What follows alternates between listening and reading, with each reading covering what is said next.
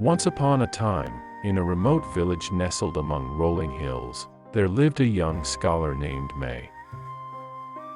May was known for her intelligence and thirst for knowledge.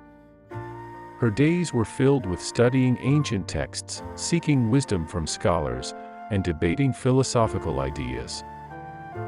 One day, May heard rumors of a renowned Zen master residing deep within a hidden temple atop a distant mountain.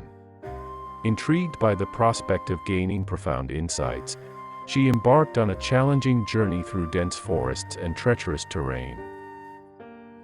After days of arduous travel, May finally reached the temple. After finding Zen, she saw an old man with a serene smile, who seemed to be very happy and wise. May got excited and asked Zen sarcastically, "Master, I have studied a lot, traveled a lot, and learned a lot, but still I don't think I have become enlightened. So how can you claim to be an enlightened person even though you live in a forest? Tell me how to be enlightened, or I can't believe you." After hearing her words, wise Jane smiled softly without getting angry, and invited May to sit and share a cup of tea. May and Jane took a seat. Zen then held out an empty cup to May and began to pour tea into it. As he poured the tea into May's cup, he continued to pour, even after the cup was full, until the tea overflowed onto the table. Startled, May exclaimed, "Master, please stop, the cup is full. It can't hold any more tea." The Zen master calmly smiled and replied, "Ah, but you see, dear May, your cup is not just a physical vessel. It represents your mind. Just as the cup was filled beyond its capacity to hold tea, so too is your mind filled with preconceived notions, judgments, and beliefs. How can you expect to receive new wisdom when your mind is already overflowing?" May was taken aback by the master's words but realized the truth in his teachings. She pondered upon her own stubbornness and how she clung to her existing knowledge, leaving no space for new insights to enter her mind. The Zen master gently continued, "To truly learn and grow, one must first empty their cup, let go of their preconceptions, be open to new perspectives, and embrace the unknown. Only then can you create room for fresh ideas to take root and flourish within you." May felt a sense of humility wash over her as she recognized the limitations of her own mindset.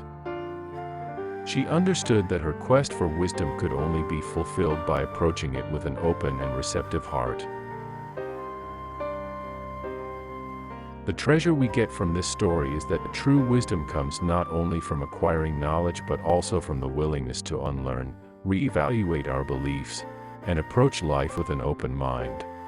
By emptying our cups of preconceptions, we create space for growth, understanding, and the possibility of attaining profound insights. In the vastness of the empty cup lies the potential for endless learning and enlightenment. Thanks for watching. Stay well. Keep well. In the heart of ancient Japan, two Zen monks, Tanzan and Aikido, were making a pilgrimage to a distant temple. They were well known for their discipline and adherence to the monastic rules.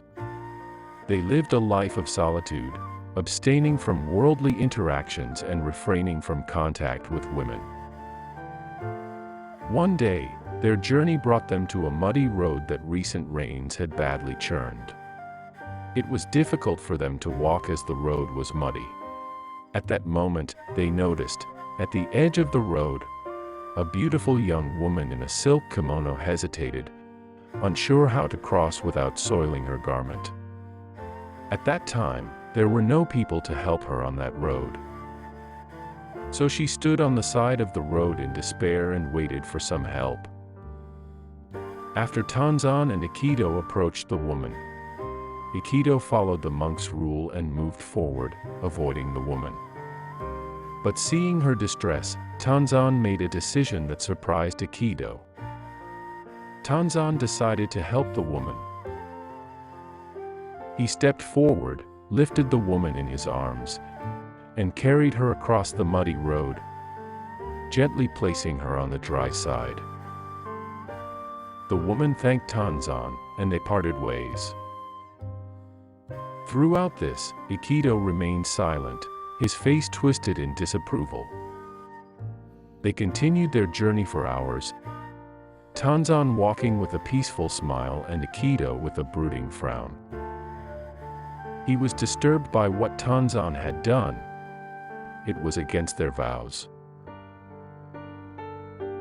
Yet, he chose to remain silent. As the sun began to set, unable to hold his peace any longer, Aikido finally voiced his concern. Aikido stopped Tanzan, looking very disappointed, and started complaining. "We monks don't go near females, especially not young and beautiful ones. So how did you do it?" Tanzan looked at him with a calm smile and replied, "I left the woman back on the muddy road.